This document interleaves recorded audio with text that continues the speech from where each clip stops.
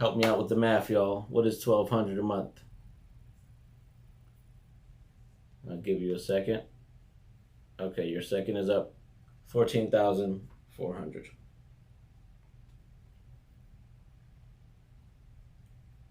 That's after debt service.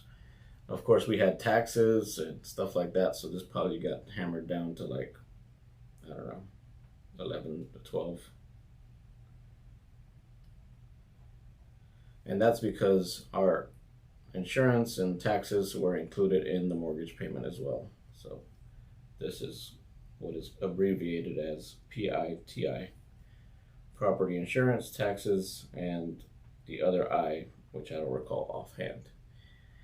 Okay, so are you tracking with how this is continuing to print money? And this is actually a lower, more passive operation making this sort of money.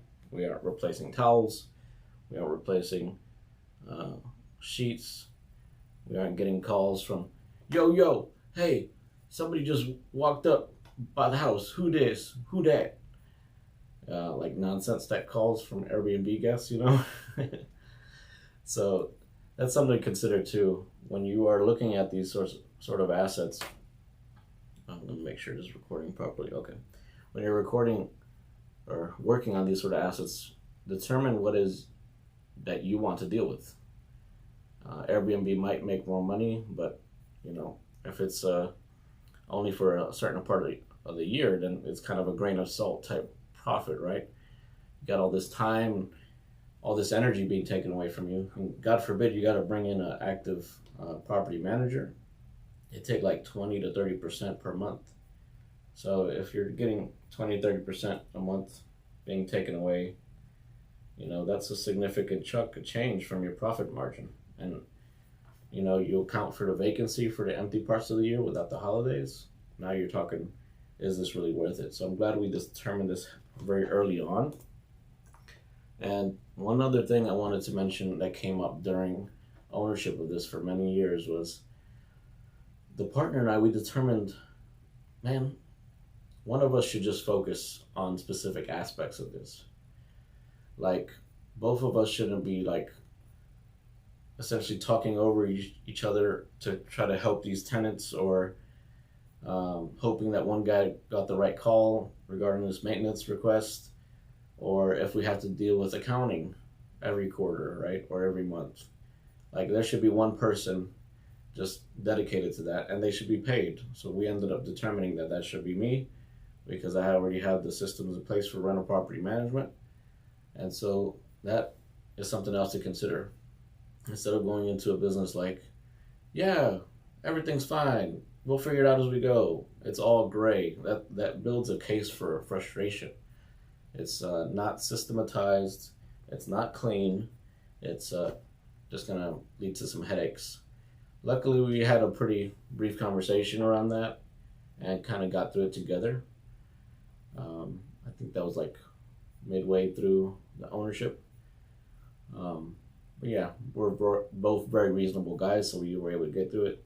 That brings up another question of whoever you're partnering with, make sure they're not unreasonable, not money obsessed all the time too.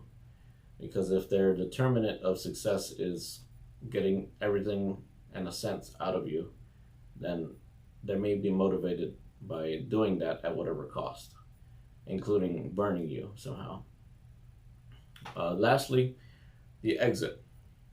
So why did we decide to exit this clearly beautifully cash flowing deal? Well, we asked ourselves, with the next projects we want to take on, do we want to have a reserve that will help us to buy even more? And the answer was clearly yes, because we were able to sell it for about $270. By doing that, he was able to move on to a 5 property new construction project. I was able to move on to doing continued enhancements on my bigger property of 14 units, and we were both happy. I was able to essentially use the renovation to make a case for more rents whenever essentially there was a vacancy at that bigger apartment complex. That way, it just makes sense.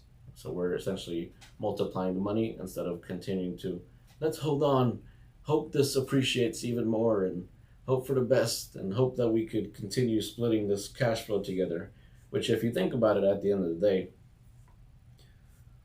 although $1,200 a month passive is nice, what you're not looking at is, let's say if you divide that by 2, that's $600 a month. That's not enough to sustain anybody. So if you have a way to essentially sell the property, get the equity you've built out of it, and everybody's happy, that's another way to consider when to exit an asset. So this has been the Duplex, one of many multifamilies and single families that we've owned in our portfolio. And let me know if you have questions in the comments below. Later.